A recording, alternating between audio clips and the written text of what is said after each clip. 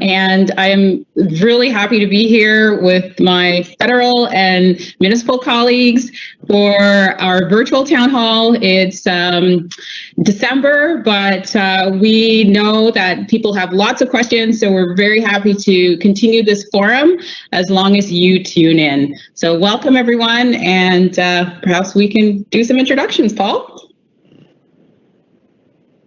It's great to be here. I'm Paul Ainsley. I'm your city councillor here in Ward 24, Scarborough-Guildwood.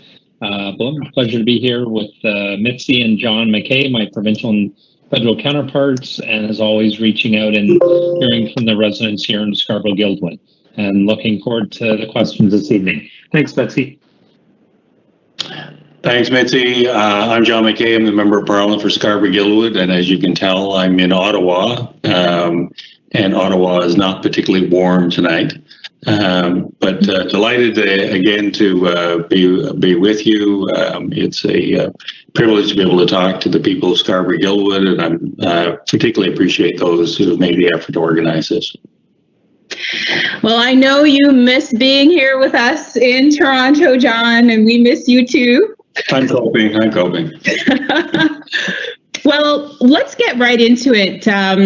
We know that we're in the throes of the second wave of the pandemic with COVID-19. And here in Scarborough and Toronto, it is in lockdown. And, this is a provincial mandate that's really affecting our whole community. So we've got lots of questions, and we'll kick it off with Councillor Paul Ainsley for the first question, which is, how is the city dealing with the budget shortfalls, and how will this affect our residents and our constituents in Scarborough? And maybe you can talk a little bit about the budget cycle and the process that the city is using for decision making, given the COVID reality.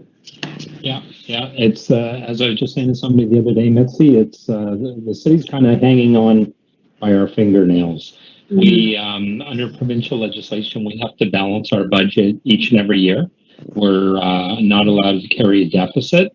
And the challenge around the pandemic is that the revenue that we get in from things like TTC fares, taxes, permits, user fees, has gone dramatically down to the fact that our CFO refers to it as burning through revenue, and we burn through about $65 million a year. And the problem is that we always project the budget for the next year, balance it through a variety of different means. So we're burning through money now that we're supposed to be balancing our budget with. So we have a huge problem this year, and then next year we're running, it's projected we'll have a $1.5 billion deficit. Our property taxes annually, so a 1% increase in property taxes brings in about $25 million for each percent. So we're really stretched right now, and desperately trying to figure out how we're going to balance our budget this year and next year. So lots of fiscal challenges at the municipal level. A big part of that, Paul, is the transit budget. I heard the mayor speak about this recently, saying that he was looking for the federal and provincial support, similar to what happened in Wave 1. So is that something that the city has sort of, made its request known to the federal and provincial government, so that that big gap in transit doesn't fall on the backs of people and how do you made it known, Paul? Oh, really? And the federal government is right here listening. Paul answers that question. I'm not having trouble hearing you, but it's very faint. Is there? Are you having the same trouble, Mitzi, with Paul's audio? Well, let's try to answer this question, and I will listen more closely to your response. Yeah, so we've reached out to both the provincial and the municipal levels of government for assistance. Earlier in the year, we had to lay off a number of our drivers because many people know the SERB program, the acronym for it from the federal government. actually didn't cover financial assistance for municipal employees. So we weren't happy about it. We have been laid off any employees in the city of Toronto going back to amalgamation, but with the dramatic decline in transit ridership, we were forced to lay off employees. And the way that transit funding works in most municipalities now across Canada is the majority of the revenue comes from the fare box. We are operating in capital dollars. Almost 80 cents of every dollar that we spend comes out of the fare box. And the other 20 cents, we get some money from the provincial government, some money from the federal government, but it's very dependent on the fare box. As opposed to a few years ago, I had a conversation with a tourist from Chicago, and we were talking about finances, and he said in Chicago, they work on an 80-20 split. And I said, really? And he says, yeah, 80 cents of every dollar comes from our state and federal government, and 20 cents from the fare box, which is a complete opposite of what's happening here in Toronto. So not having the ridership and still needing to operate the system, both, all the overhead costs, gasoline, electricity, diesel, still need to pay for those. So not having that ridership is a huge financial hit to the city. It's probably one of our largest financial drains right now. Yes, and I know that back in the spring, because I serve on our finance committee provincially, there was $4 billion that the federal government put forward and to be matched by the province to help municipalities, and of course that helped transit. So, John McKay, you just had a fiscal update from our finance minister, Chrystia Freeland, first woman to hold that position, I might add, and thought she did a terrific job. So anything you want to share with Scarborough listeners about this fiscal update? Well, actually, I thought that Christy did a fantastic job. She and the government generally, I think, have been listening to all of the needs, and the response over the last 9 months, I think, has been massive. And got the figures here somewhere, but we are somewhere close to $400 billion that we hadn't budgeted for this time last year, has gone out to support various programs, primarily directly to Canadians, mostly the CERB money and rental supplements and things of that nature. And then there's been also massive transfers to provinces. It's a very, very sobering economic statement. I don't know how long we can keep this going, to be candid with you. It is enormously expensive to transfer this amount of money. The government is pre-pandemic was in pretty decent shape. We had a debt to GDP ratio that was the envy of the G7. And we had interest rates which were in historic lows, and therefore we were able to if you will, to borrow money and on the government's credit card and transfer it to citizens' credit cards. And I think that has, by and large, worked reasonably well.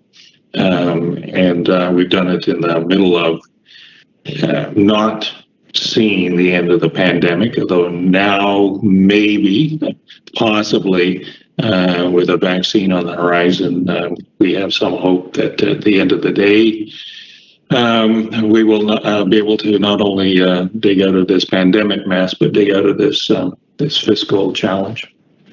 Absolutely, and a big part of digging out of the fiscal challenge is for the economy to come back and over time. And one of the ways in which that has to happen is that businesses have to survive this. So one of the questions that I have. Sorry, Mitzi, I just wanted to jump on. Sure, go ahead, Paul. I just wanted to ask John, so if you transfer hypothetically $2 billion to the province of Ontario, and they're supposed to match that with spending or what. How do you ensure the federal government that $2 billion goes out the door at the province like it's supposed to? Yeah. Oh, don't add. That's a nasty question. How do I know that's a nasty question. $2 billion, and this is a huge on the $2 billion. Yeah, this is a huge discussion in caucus because we have transferred massive amounts of money to the province of Ontario. It's arguable that somewhere in the order of 90% of the COVID spending has come out of federal money, and that the province is possibly contributed 10% of the funding. Not and there is an issue. There is a real issue that money gets transferred from the federal government to the provinces, and doesn't go where we think it should be going, and then we get into this great dispute. Led by Quebec largely, that says, give me the money and buzz off, and will not adhere to any level of accountability. So to give you a practical example of that, I think we set up $1 billion in the economic statement for standards around long-term care. And it has and that was something that we heard over and over and over again, that there need to be national standards for long-term care. People were dying. And the Prime Minister has not had a happy reception from the premiers, who see this as an intrusion on the part of the federal government into areas of provincial jurisdiction. Yesterday, we had a debate and vote led by the Bloc Québécois saying, transfer us more money. Yeah. So there's always room for more, John. there's endless room for more. You want it going where you want it to go, though. Paul, you want to get back in here? Go ahead. The thing that worries me at the province, John, is I don't know if you saw the news lately. I know you're in Ottawa, where they had a bureaucrat at the province that's been siphoning off money to the tune of, I think, $100 and some odd million. And if the province can't keep track of $100 million like that, I'm a little worried about the billions that are going to the province for COVID. That's my piece. So I do want to I want to get to some of the questions that were submitted because I think it will, kind of tell us what's on people's minds. And we've seen a lot of questions that come in around why big box stores, and most of those are multinationals or US-based companies, are allowed to stay open and sell all their products. When the small independent businesses, who oftentimes are the ones on Main Street and are locally owned, why they are not allowed to open because of the strict guidelines under the lockdown happening right now in Toronto. So this is the busiest shopping season.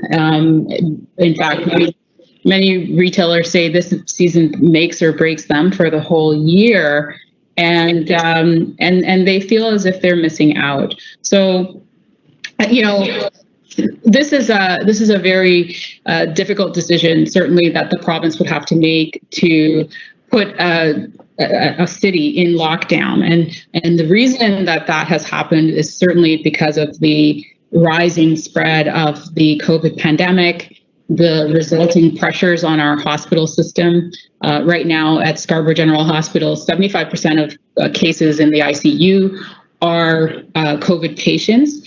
And that's a challenge. We don't want our health system to completely collapse, and that could result in more loss of life because people aren't getting the support that they need. So the reasons for being in a lockdown are really serious relating to the pandemic. That being said, this is something that I've certainly advocated for in the legislature at Queen's Park, is for fairness between how retailers and businesses are being treated. It is unfair that big box stores get to have all of their aisles open and people get to shop in them. Jam-packed parking lots, while local stores on our main streets are closed. And so we do need to see more fairness in how decisions are made in the first place. And provinces like Manitoba, for instance, had the big box stores rope off the aisles for non-essential items so that it doesn't create that unfairness and that imbalance. We also, have the alternative for online, for delivery, and for pickup. And that should be done for everyone in the same manner. You may have also seen on the restaurant side this week in the legislature, and I believe that there was a motion at City Hall as well, similarly to cap the fares for the fees for food delivery apps. And, those fees had started to escalate. My colleague, Amanda Simard, she mentioned this in May, in fact, that, New York had capped the fees and she really wanted Ontario to follow suit. It took the government 7 months to finally put the legislation in place, but it passed third reading this week. So those delivery fees will be capped at 15%, and therefore that break is passed on to consumers and also to restaurants, local restaurants, so that they can do more food delivery services as well using those apps. So definitely small businesses are feeling it and they are hurting. And we have to do all we can to support them. Our local Scarborough Business Association is doing many innovative programs to help our local businesses here in Scarborough. So, John, I'm going to go back to you. Could you please provide insights on how the government is speeding up the process for family sponsorship? A few weeks ago, it was announced that Canadian government approved to provide permanent residency to over 100,000 applicants. And this is, in the midst of the global pandemic that we're in. So since then, did we not see any progress in the speed? Have you seen things move any faster? And this is coming from, of course, concerned family members, because they are checking the website regularly and they are calling the IRCC for updates, but they haven't had any luck. So can we please know if the announcement was challenged by the recent lockdown, for instance? So that's how it ties in. Was it because of the recent lockdown? Over to you, John. Well, it is a huge challenge, and it's a challenge in Canada, but it's also a challenge abroad. And so if your family member is coming from India or Pakistan, we're challenged just to get staff in the door to process anything. You add to that challenge the issue of getting the medicals done or the criminality check and various other checks that need to be done prior to anybody coming to Canada. And then you add on to that the issue of quarantine coming to us, but also the Indian government has its own rules with respect to quarantine and particularly people leaving the country. So it's a challenge of the best of times, and this is even more challenging here in current times. And then you add on to that the challenge of people working remotely and putting all those files together and pushing them out the door. The 10,000 number, I think they're referring to, because I remember reading the question, it seemed a little confusing. I think that... Did you say 100,000? I think I said 100,000. 10,000, you're right. Okay. You know your numbers there, John. Okay, I think what that meant was the lottery system. And there was an open lottery for 3 weeks where you submitted your application. It was closed, and then on a random basis, 10,000 people will be selected for reunification for next year. I think that's what that refers to. Mm-hmm. it's easy to, I will say it's easy. The simple part is making the selection of whomever is in that pool of 10,000. The difficult part is actually processing the entire, the visa in its entirety. And if you think the lights just went out on me, that's because they just did. So, you pay your electricity bill there, John? Yeah. It's actually a little more complicated than that. It's a motion system, and so I'm not making enough motion. So I got to jump around here, and maybe my lights will come on.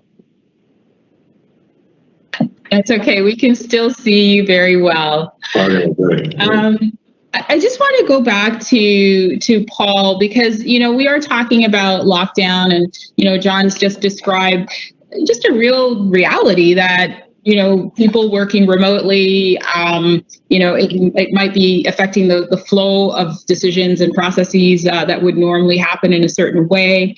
And just wondering about what impact the further restrictions that the city has mandated, and why do we have stricter rules in Toronto beyond the provincially mandated lockdown rules?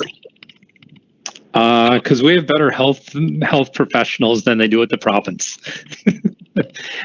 and I have a lot of faith in Dr. Davila and her staff. I think Dr. Davila is doing an excellent job, and it's very hard on businesses, Mitzi. Businesses, restaurants. I know you're both hearing it. You're probably getting the same phone calls and emails that I do.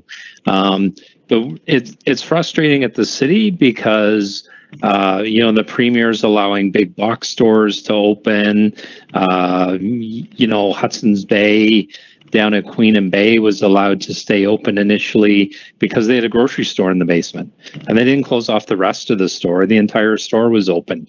So I just heard from a clothing retailer the other day who said, the shoes that he can't sell because he's forced to close because he's in a mall are being sold in a big box store, and he has no wherewithal to open.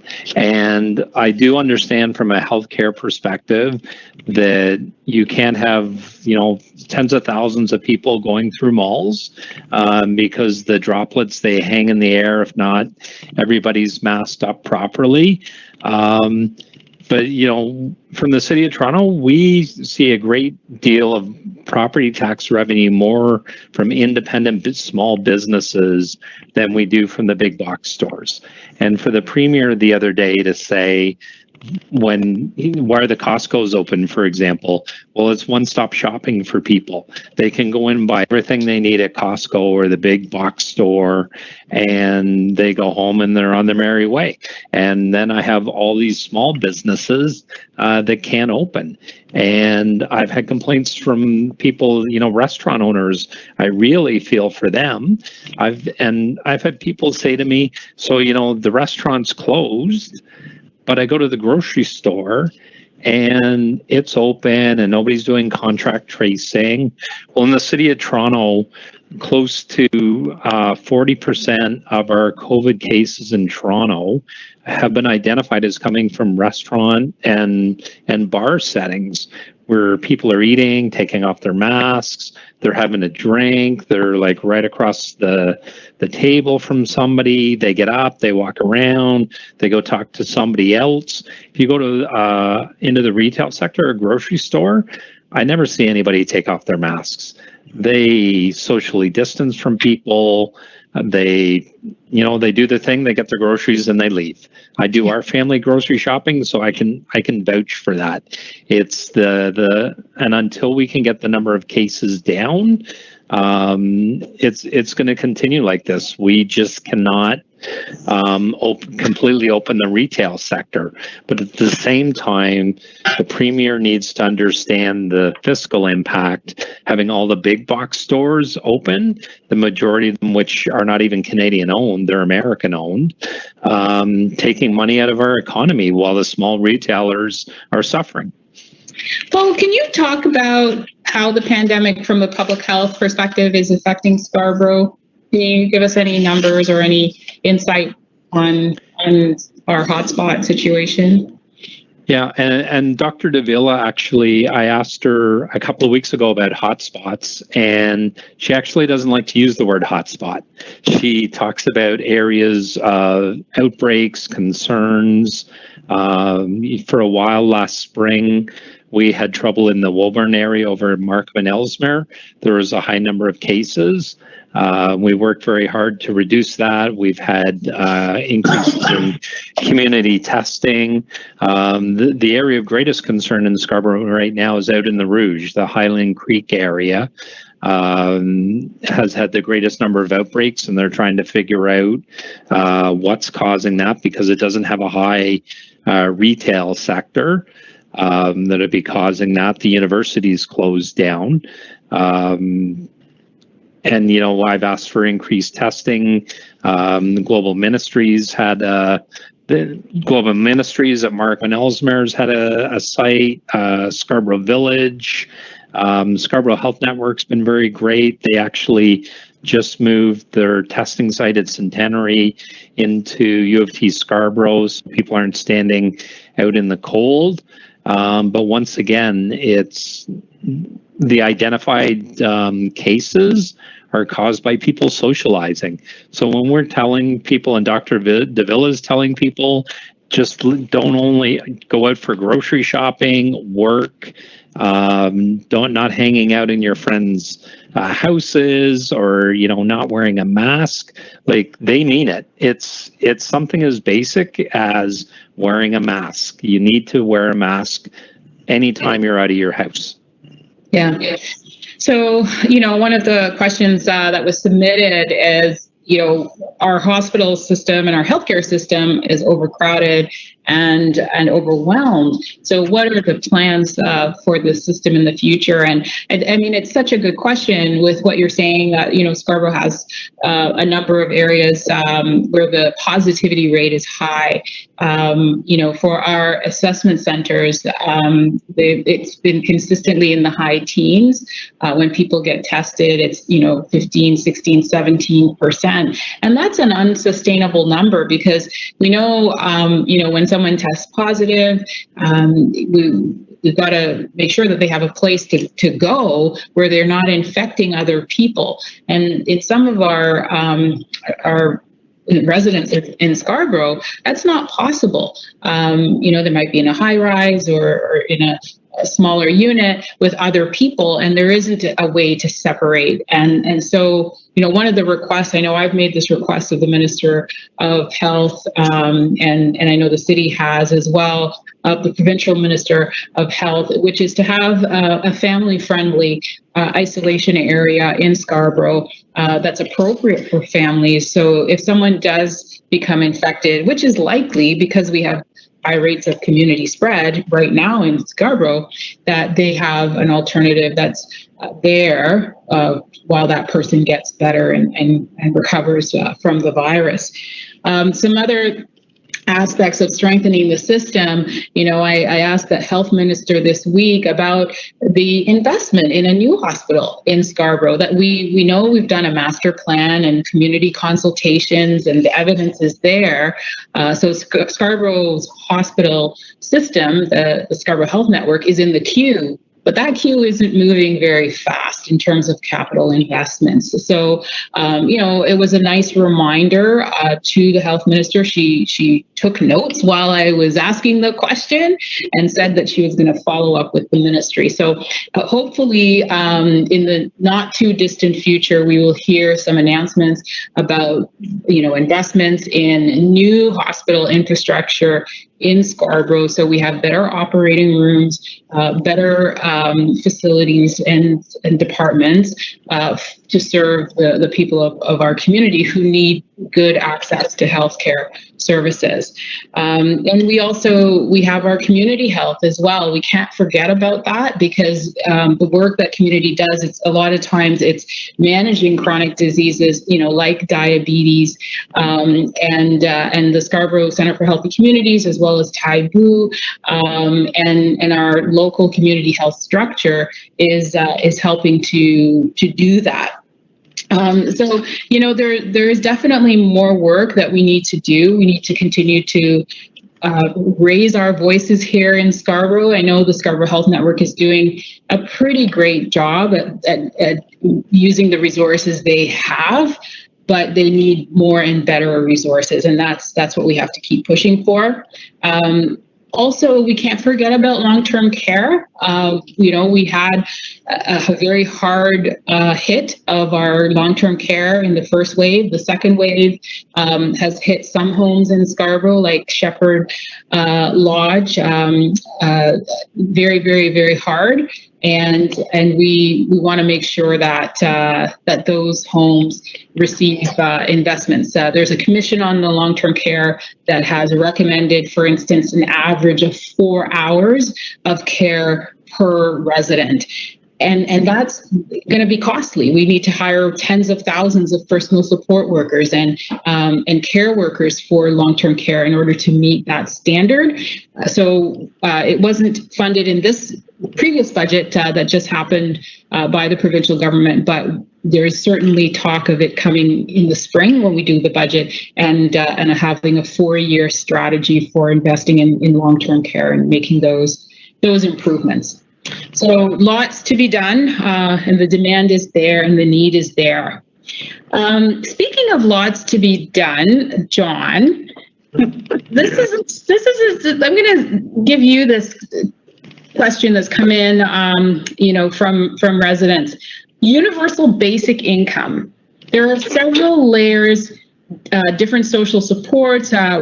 Would it not be more effective and efficient to collapse the myriad of admin groups and, or levels of bureaucracy and simplify it to ensure each Canadian has a basic livable income? What are your thoughts on universal basic income, particularly with the government's experience with CERB, which has really kept a lot of Canadians going during the pandemic in terms of being able to feed their family and keep themselves housed? Do we have 3 weeks to answer the question? You don't have 3 weeks. You don't even have 3 minutes. You got like 90 seconds. 30 seconds, John. Yeah, I think I already used up all my time. It's an intriguing thought and something that I pondered for quite a while, and has been brought to the fore by virtue of all of these programs that the government of Canada has been issuing. There is the first big impediment is it's a massive amount of money, and to do it right, and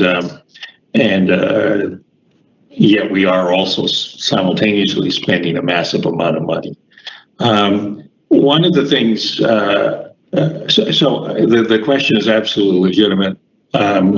We're kind of drifting sort of in that direction, but it is it would take a huge lift to get us to that point. One of the things that I think has worked extremely well, particularly for Scarborough-Guildwood, has been the Canada Child Benefit. That has been about $100 million a year into the riding on an annual basis, and has had a dramatic impact on child poverty. And the last economic statement by Chrystia Freeland just this week upped that again. And to give people some perspective, that before she made that announcement, it was a $27 billion program. So now we're probably in the order of $30 to $35 billion on that program. That is direct investment in families in need, and is very, very close to, if you will, a baseline of universal income. I also, just before you cut me off my 3 minutes, which is 90 seconds, I said. Okay, is the previous government, your previous government, tried that experiment in Lindsay and Hamilton and somewhere else, as I recollect. Mm-hmm. And unfortunately, my impression was that program was actually working reasonably well. And it's a pity that the current government didn't continue that program, because the cost of administering monies to various people is quite significant.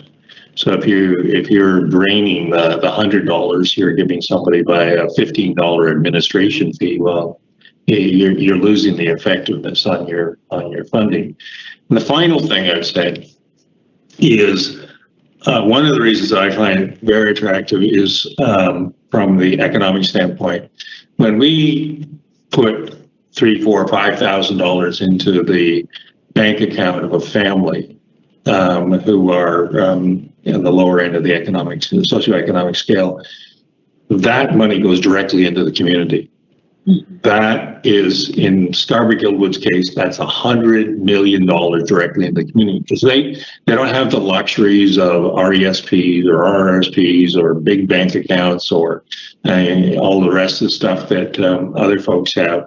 They are spending it on children's clothes. They're spending it on transportation. They're spending it on opportunities, apartments, furniture, things of that nature. And it's, I think, the work is yet to be done, but my understanding particularly from American studies, is that that is very, very effective economic stimulus. And I think the Deputy Prime Minister cottoned on to that when she upped the Canada Child Benefit. So it's a more than 90-second response to a really important question, which I think over time, and maybe not that much time, we will address in a more substantive way. That's great. And you're right, like the Canada Child Benefit benefits so many families in our community, and the increase to that is going to add some relief. Can you touch on for me? You mentioned the United States and the President-elect Joe Biden and Vice President-elect Kamala Harris have talked about taxing the wealthiest Americans earning over. I think it's 400,000 is their line for the wealthiest. Taxing them more, and that using that to pay for broader programs in education and health. What are your thoughts on a wealth tax here in Canada? We need to be on a wealth tax. We need to distinguish between a tax on income on people who make a lot of money and tax on assets, if you will. Mm-hmm. On the latter, the issue there is that it doesn't work. A lot of wealth is fungible, and if it's perceived that you are taxing people's accumulated assets, they'll just simply move the assets somewhere else.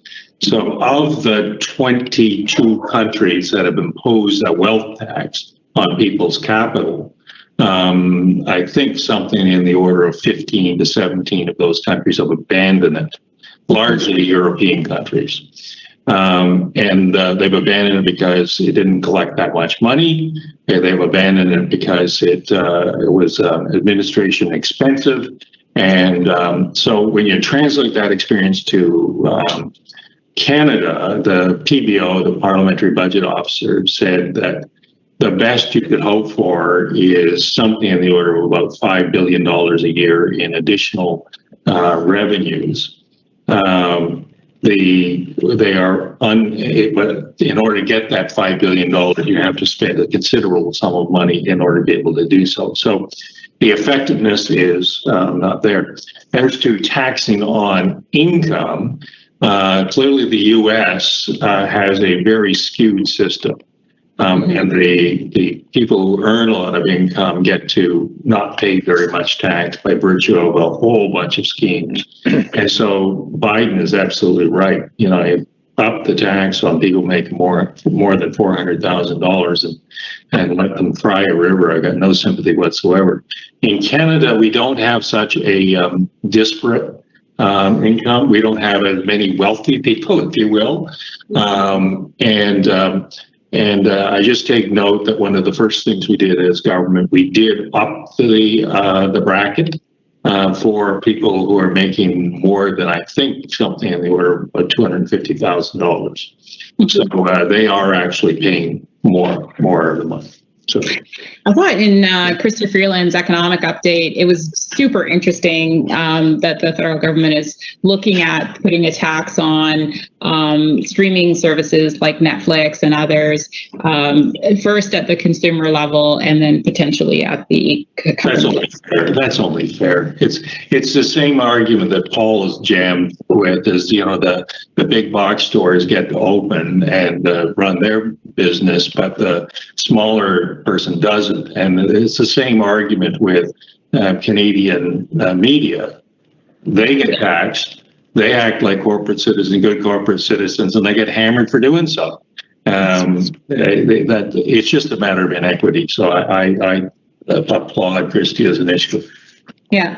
At least she's making progress. Mitzi, just to piggyback on what John was talking about a wealth tax, one of the things we're doing at the city, we have our executive committee meeting next week that I sit on as part of the mayor's executive or cabinet, and we're going to be looking at implementing a vacancy tax in the city of Toronto because trying to deal with increasing our affordable housing stock in the city. And we have a huge number of condo units that are owned by foreign investors that they're not occupied or they're using for Airbnb, driving up the pricing of housing. So we're looking at a similar model that they use in Vancouver to see what we can do to increase the affordable housing stock in Toronto.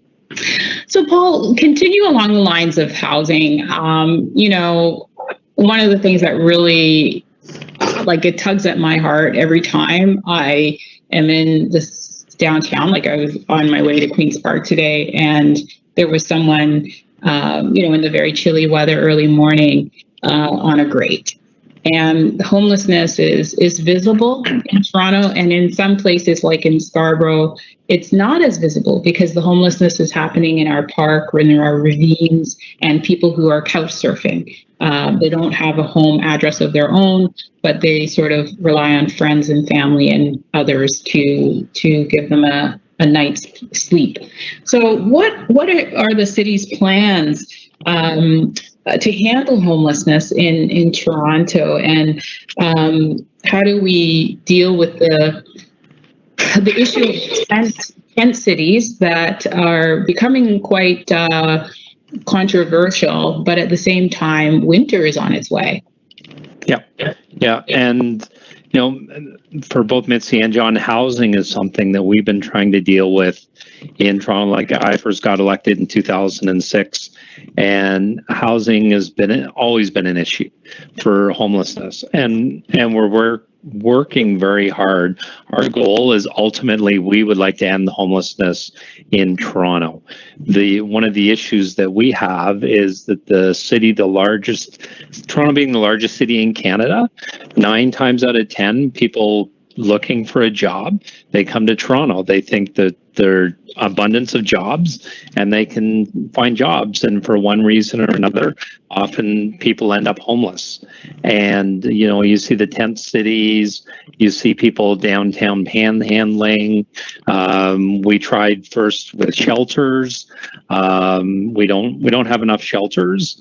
If you go, there used to be a mechanism where the city received funding or monies from municipalities surrounding Toronto because we knew that people were coming to Toronto and ending up homeless.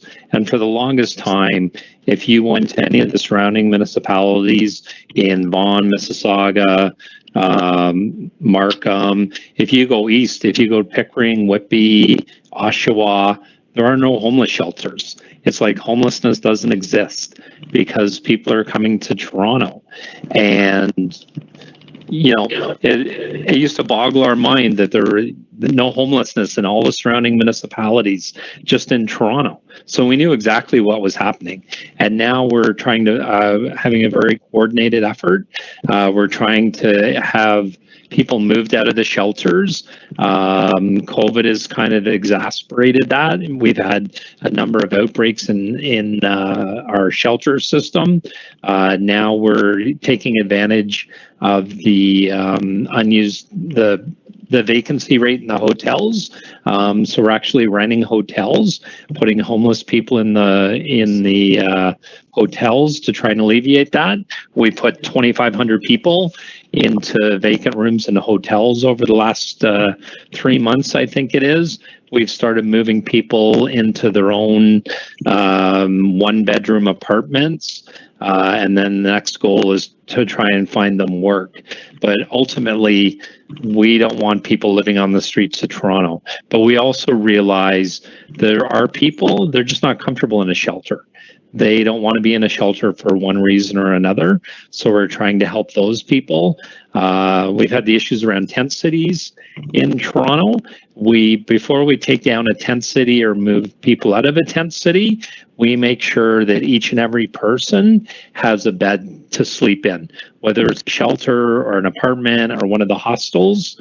But we don't want people sleeping on our streets. It's not a healthy way.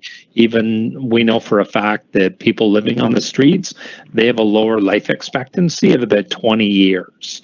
So we definitely want that to end. That's great. Keep up the great work on that. It's really needed because Toronto is an expensive city to live in for people. I'm sorry, just to quickly say, I'm a scout leader. We go on hikes all the time. Morningside Park, Highland Creek. There's people living in our parks and they're hidden. We had trouble a few years ago, the bridge on Lawrence Avenue between Galloway and Norton Park. We had people living actually in that bridge. There was a trap door at one end, and they were continually ripping the lock off and living in the bridge. So we call that the homeless, the hidden homeless. You would never fathom that was happening in Scarborough, but it is, and that's why we're looking at putting shelters in Scarborough. It's not just a downtown thing. There are homeless people in Scarborough. Absolutely. And I know that for our viewers watching, if you see someone who is homeless or in distress in any way, call 311 and your call will be handled by the support system that the city has. So, please make use of that if you see someone in need of shelter and support.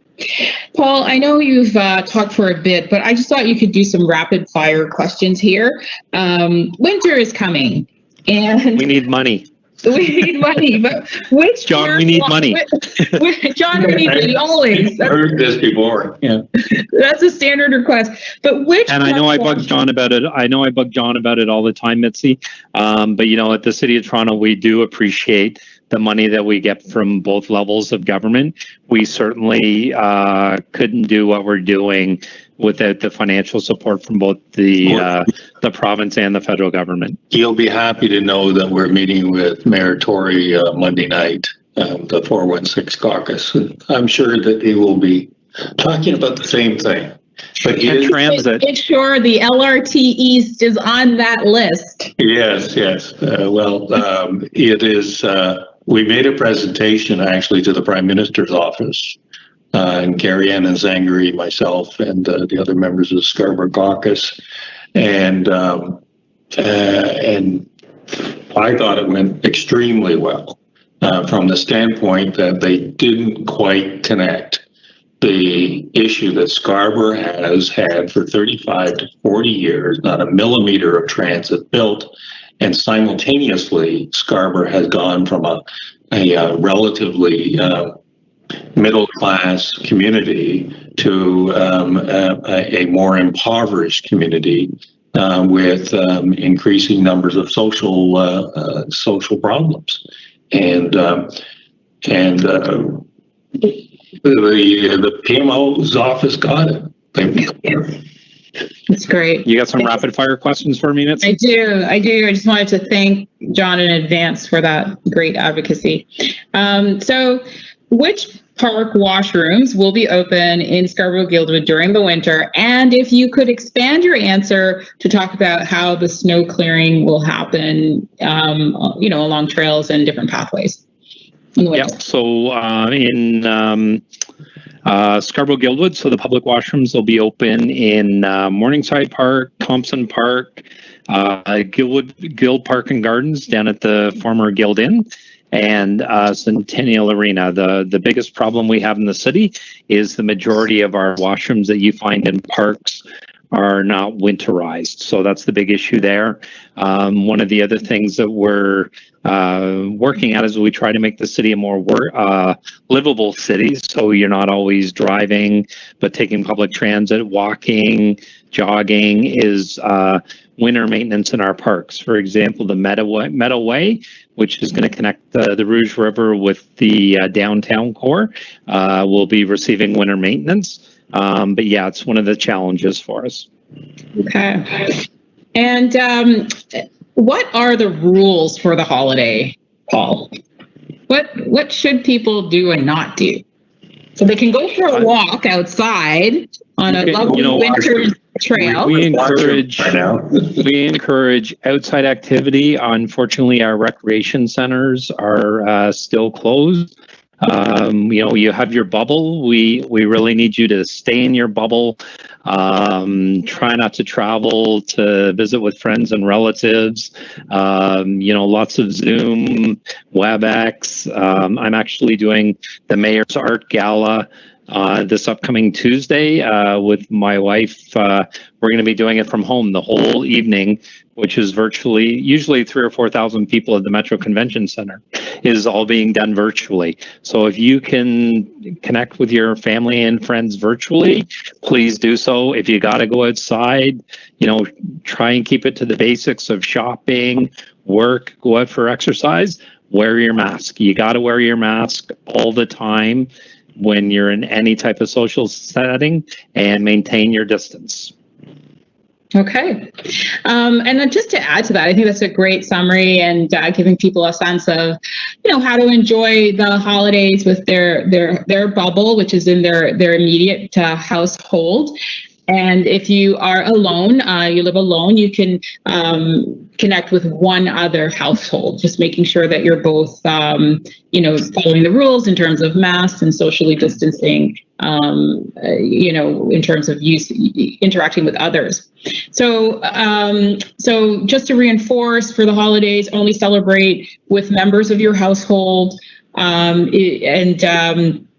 if you live alone, consider joining with one other household exclusively. Consider virtual gatherings, as Paul has said, with those outside of your household. Ontario's Chief Medical Officer of Health has said that it is unlikely that chronic lockdown will be over in the next 28 days of restriction. So what he means by that is, plan ahead. Like, think about how you're going to make it through the weeks and days ahead in terms of a long winter with these lockdown rules. Don't think that things are going to turn back to normal just in time for the holidays, because it's probably not. And we want you to stay safe and healthy so that you can make it into 2021 with all of your good health and that of your family and friends as well. So, John, I have a couple of rapid fire questions for you as well. And they're really tough because you're the federal government. Yeah, I'm the federal. Do they involve money? They certainly do. What is the government's plan on emergency preparation in the future? Yeah, that's all we talk about is emergency. Well, particularly with this vaccine and how you roll it out. Which I think is where the question is directed, is to the rollout on the vaccine. So Health Canada is in the process of just approving a variety of vaccines. We have more ability and availability of vaccines than pretty well any other country in the world. Regrettably, Canada does not produce its own vaccines, which I think is something that long-term you need to address. I don't think we can afford this vulnerability. We've engaged the Canadian military to roll the vaccine out. And then the question we're hoping that the provinces will arrive at an agreement among themselves as to the priorities, the most vulnerable, but presumably it's going to have to start with healthcare workers. That's really excellent. The Canadian military seems to be ramping up to participate in that vaccine rollout. So a big part of the preparation is vaccine preparedness. And, one of the things that the city has talked about as well is sort of that hesitancy. So I would see that all three levels, that we have to do our part in making sure that people in our community receive that vaccine and that they see the efficacy of it, that it's not there to harm them, but to help them. Yeah, and it's interesting. We had this discussion at 416 Caucus on Monday night about the efficacy and the hesitancy of people to take the vaccine. I don't have any time for the anti-vaxxers. That's just people who have a peculiar view of the efficacy of a vaccine. I do understand that some people are immunocompromised, and that they cannot take a needle without some consequences. And I do appreciate that some people do have a hesitancy. However, we don't get through this, folks, without everybody being on board. If we have significant population gaps in the vaccine, then we will stay in this pandemic way longer than we ever need to. So while I appreciate some people's hesitancy, and possibly some have good reason for their hesitancy, but most don't, everybody has to get into the program here. And as the various levels of government roll this vaccine out, we all need to roll up our sleeves simultaneously. Okay. So my rapid question is very specific to a tutoring center that has questions around PPE and setting up according to correct standards for sanitizing tables and all of those things. So what I'm going to say to this individual is that I recognize that there's a lot of confusion around what the rules are. So to be sure that you are in compliance with public health and provincial guidelines, please contact the Stop the Spread business line. And I've heard from other people who have gone to that and cleared up a lot of their specific questions to their particular area. And I'm going to just give out the number, and hopefully it can also be reflected in the chat as well. So the Stop the Spread business line is 1-888-444-3659. 1-888-444-3659 to get your specific questions answered. So we are out of time, but because we are generous with our time, I have a couple of questions that came in from the live chat tonight, and I'll start with you, Paul. Can you expand on the city's Show Love TO initiative? That's one of our business commitments, Mitzi, that we're it's one of our TO business initiatives where we're trying to support local businesses, to make sure people support businesses. Just, we want you to show your love for Toronto. Shop locally, and take out local restaurants. We're talking at dinner tonight. We like to get takeout at least once a week from a local restaurant because we have to support those local businesses, the small businesses that I was talking about earlier. That's great. So we always leave a harder question for John. And so, well, you're the federal government. So, John, can you give us an update? And you only have 60 seconds to do this. Oh, he's coming back. 60 seconds. You need in a very short, compressed amount of time, give us an update on the comprehensive and progressive agreement for Trans-Pacific Partnership. So the CPTPP deal. And you got 90 seconds. And you're done. I can't even pronounce it in 90 seconds. Well, it's actually a significant and major initiative by the Government of Canada involving 16 countries, of which I think Canada just signed. I think we're the 9th country. That therefore makes it binding. It is a tremendous success, actually, on the part of the Trudeau government, and provides us a trading bloc that we didn't have before. Canada is extremely fortunate. Not only do we have CPPP, whatever the heck the thing is, we have NAFTA 2.0, and we have access to the the European Union, and we just signed a continuing agreement with the UK, our 6th largest trading partner. So on the trade file, a lot of success. That's great. Thank you for that leadership and the work you're doing. So my question from the audience, it's actually about surveillance testing. And it was something that I had written to the health minister to ask for before back to school, to say, you know, given we have higher positivity rates in our community, can we have, you know, that type of testing occur before back to school? Of course, government didn't get around to it, but they are now doing pilot programs. And you might have heard about Thorncliffe Park. They did a pilot there, high rates of COVID. So there's lots of things that are happening as a result. So the question is, are we going to have that in Scarborough-Guildwood?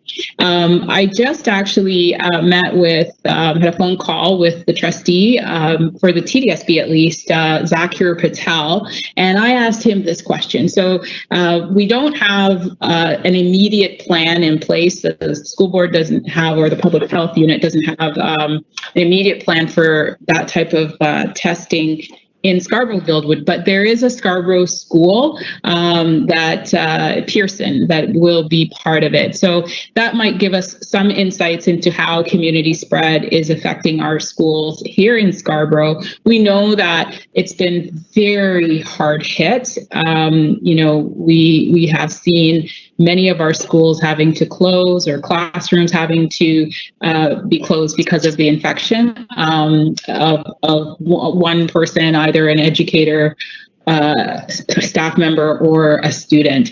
So we have to continuously monitor and watch for that. So with that, I believe that we have finished our time for our virtual town hall. So I would ask, maybe we'll start with John McKay to just give a 1-minute wrap up. Potentially, this is it until 2021 for our virtual town halls. So just 1 minute. Thanks, Mitzi. Thanks, Paul. I don't know what number this is, but I think this is what, number 4 or 5 of these town halls. And necessity is the mother of invention. And so this is one of the inventions that necessity has made for us through the pandemic. I think it's a terrific way to reach out to people. And it allows us all to communicate on various levels. And it also allows the 3 of us to be shown to be working together, which I think is what our constituents want to see. They don't want to see a bunch of partisan, nonsensical bickering that gets us nowhere and costs a lot of money and is ineffective. So as you can see, aside the teasing aside about Paul forever hanging his hand out for money, we do actually try to work together on various issues. And I think that's the big takeaway. In the meanwhile, folks, be safe. When the vaccination is available to you, take it. And for those of you who celebrate Christmas, Merry Christmas. And for all of you, have a happy New Year. Okay. Paul. That hurt, John. I'm not holding one hand out. I got both hands out. I'm not shy. I've noticed. But I do echo what you have to say, John, about I think we all work very well together. We have nothing but the best interests of our residents at heart. I know I've talked, I think, repetitively about the rules. But I have the greatest amount of respect for Dr. Davila and her health team. And when we ask everyone to follow the rules, we need you to follow the rules. I know, short-term pain for long-term gain. We'll be out of this. Hopefully the vaccine will be here sooner rather than later. But I know the holiday seasons, they're supposed to be a joyful time, but I know it's going to be tough for a lot of people, self-isolating, not getting together with friends and family like they usually do over the holidays. But I also ask you, if you are feeling depressed or need help or just need someone to talk to, please, at the very least, call a friend, call 311. There's a number of health services that can be contacted that are there for you. We want to make sure that everybody gets through this pandemic, that we see the light at the end of the tunnel, and we can celebrate as the community that I all know we live in and love, and we will get through this together. And I would like to wish everybody a Merry Christmas and all the best to everybody and their families for the holidays. And we'll see you at our next town hall probably in January. Yes, and I do want to join with John McKay and Paul Ainsley, wishing everyone all of the health and the happiness that life has to offer you. And if there is any area of help and support that you need, please reach out to my office. Please reach out to any of our offices, and someone will be there to respond to your email or your phone call. And it's been a long year. It's actually been nine months since we've been doing these virtual town halls. And friends, we're going to get through this. We are going to get through this together. It's going to make us stronger as a community. And so, we wish you all the best. Merry Christmas, Happy Hanukkah, Happy Kwanzaa, however you choose to celebrate the holiday season, and happy and prosperous 2021. Wishing you peace, hope, and joy of the season. So thanks so much for tuning in with us. And if you want to sign up for our newsletters, just reach out to any of our offices so that you can get continuous updates throughout the weeks and months ahead. Thanks. Have a good night. Night. Night from Ottawa. Good night. Lights are on.